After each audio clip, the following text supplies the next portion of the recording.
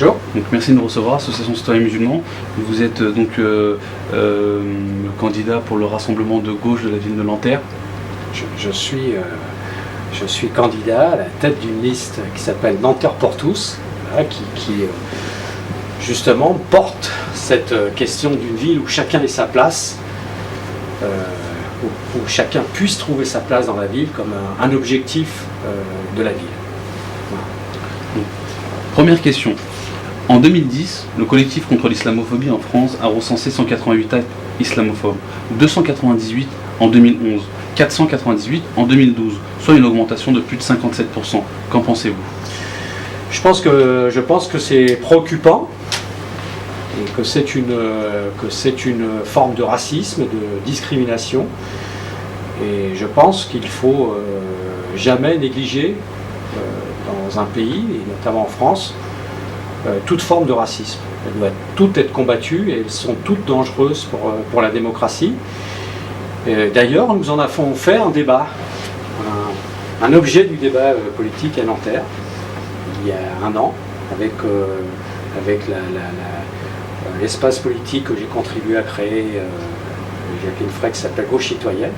Nous avons, au cœur des quartiers, puis avec un forum global sur Nanterre, débattu de cette question avec les Nantériens qui voulaient bien y participer, puis aussi avec des chercheurs, avec des penseurs qui sont venus apporter leur éclairage sur la spécificité de cette question aujourd'hui. Quelle est votre opinion vis-à-vis du silence des politiques face justement à cette vague islamophobe ? Si vous êtes élu, seriez-vous prêt donc à condamner publiquement ces actes ? Je pense que sur le politique, je pense que d'abord ça dépend, ça dépend desquels. Mais c'est évident que si les événements je l'espère que non, parce que Nanterre est une ville du vivre ensemble, c'est une ville où justement on a appris à vivre avec nos différences. C'est une ville, moi je dis souvent que Nanterre c'est une ville qui a été faite par les migrants. Elle a été faite par les migrants de toute nature, des migrants venus de Bretagne, du centre de la France, pour trouver du travail, venus du sud de l'Europe, d'Espagne, d'Italie, du Portugal, parfois pour des raisons économiques, parfois fuyant la dictature en Espagne et au Portugal, ou même en Italie sous Mussolini, de gens venus du Maghreb, bien sûr, d'Algérie notamment, mais du Maroc, de Tunisie, aujourd'hui d'Afrique noire, des Antilles.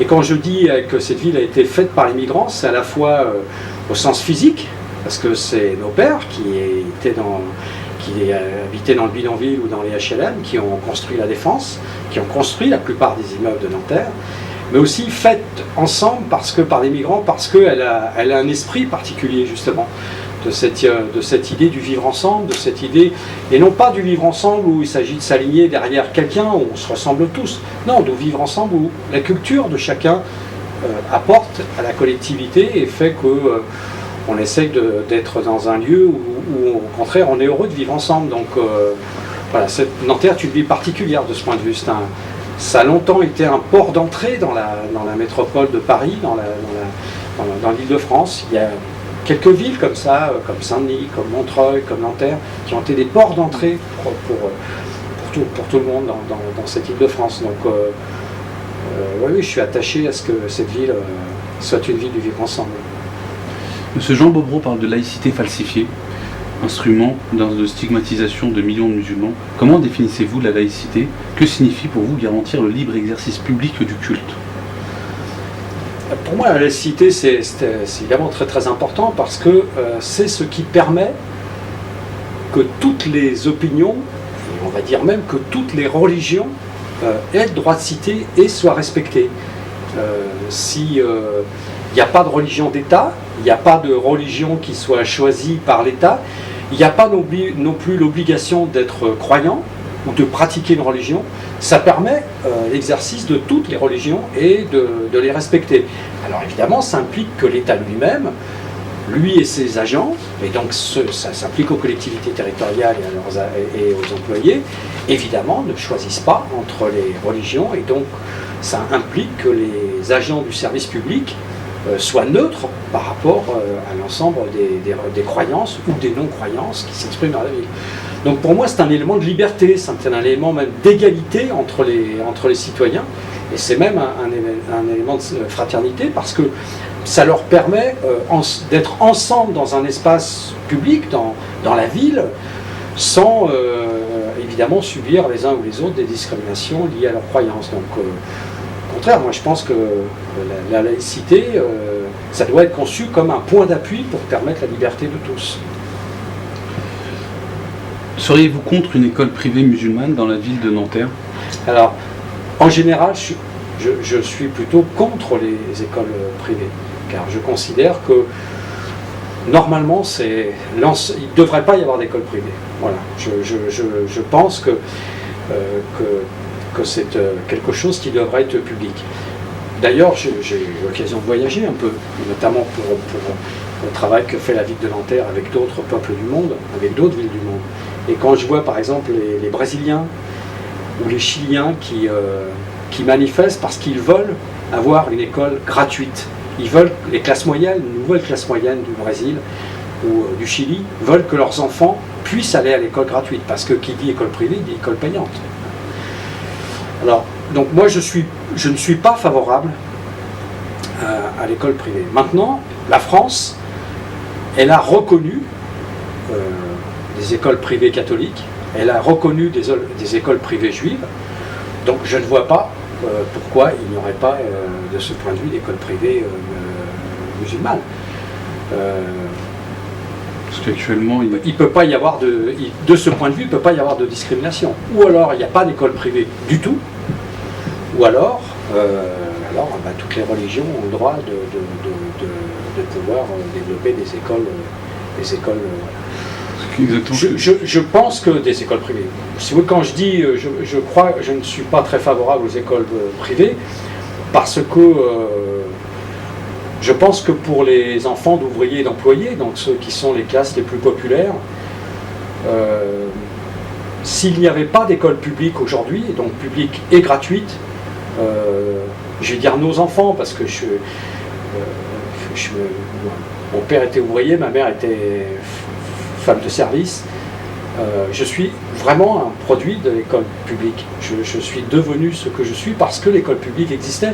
S'il n'y avait eu que l'école privée, jamais mes parents n'auraient eu les moyens de me permettre d'aller à l'école privée. Donc voilà, pour moi, l'école publique, c'est celle qui doit permettre à tous les enfants de la République de réussir. Alors est-ce le cas? Non.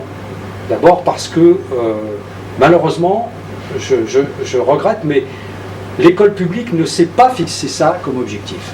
L'école française, la France, n'a pas suffisamment fixé à son école publique cet objectif-là, faire réussir l'ensemble des enfants, de ses enfants. Et elle s'est fixée comme objectif de dégager une élite, on va dire, fût-elle républicaine, mais pas la réussite de tous les enfants. Et ça me semble, les analyses qui sont faites aujourd'hui au plan international montrent que d'ailleurs, de ce point de vue, la France recule par rapport à une période. Aujourd'hui, c'est difficile pour un enfant d'ouvrier ou d'employé de réussir. Et d'ailleurs, ce n'est pas une question de ses origines, qu'il soit d'origine migrante récente ou plus lointaine. C'est pas ça qui intervient. C'est en réalité, est-ce que ses parents sont ouvriers ou employés. Donc c'est plutôt le... Et moi je pense ça c'est... La France, elle doit relever ce défi. Et en tout cas pour une ville comme la mienne, comme la nôtre, c'est un défi essentiel. Nanterre est une ville qui est en train d'évoluer, de se transformer.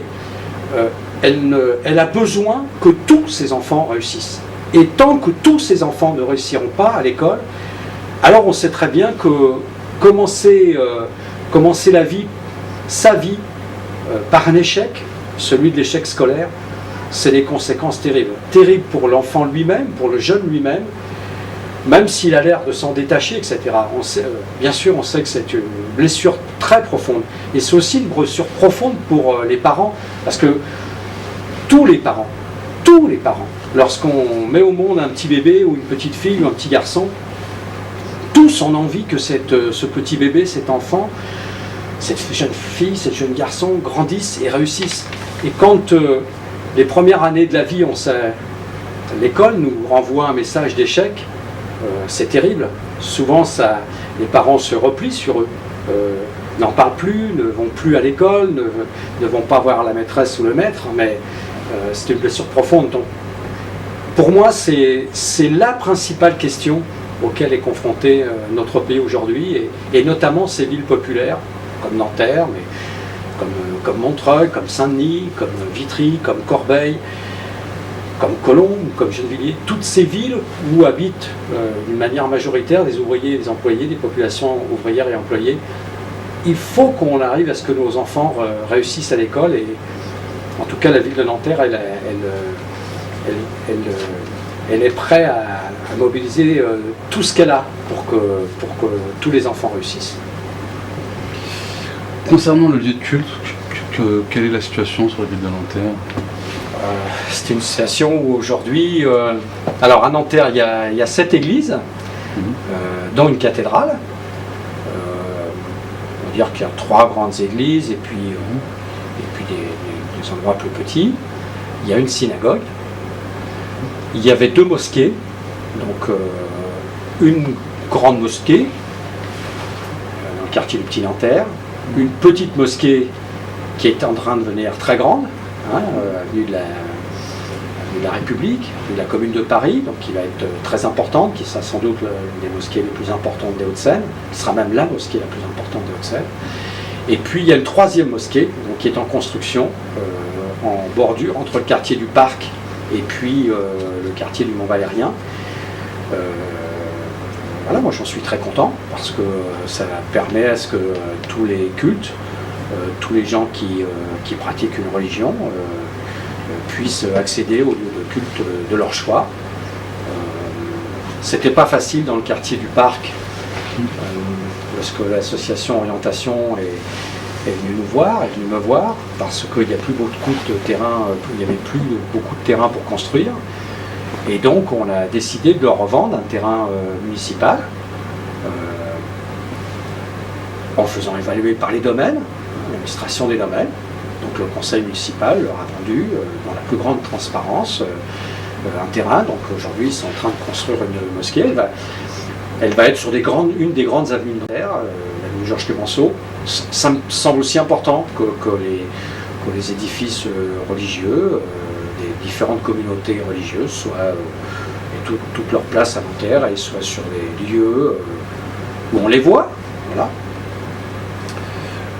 Proposerez-vous à la cantine publique des repas végétariens? Alors, ça n'existe pas déjà. Non, mais je veux dire, on est dans un système où on est assez bien, qui permet à chacun, puisqu'on est en self. Donc ça permet donc à tous les enfants de manger le plat qu'ils préfèrent. Voilà, ils en parlent sans doute avec leurs parents. Il y en a qui, c'est bien, qui ne consomment pas la viande à l'école. Bon, donc au fur et à mesure du temps, on a un peu régulé entre le poisson et la viande. En tout cas, tous les jours, il y a la possibilité pour tous les enfants de consommer le plat qu'ils préfèrent, ou qu'avec leurs parents, parfois au nom de leur religion, parfois de coutumes de notre nature, préfèrent. Donc ça me semble être la formule la moins discriminante. Il n'y a pas donc des gens qui mangent quelque chose, des gens qui mangent. Il y a des gens des enfants qui vont à un self, qui choisissent le plat qu'ils préfèrent, ou qu'ils considèrent comme étant conforme à ce que leurs parents souhaitent qu'ils consomment, ou par rapport à leurs convictions aussi, puisque les enfants arrivent aussi à avoir des convictions.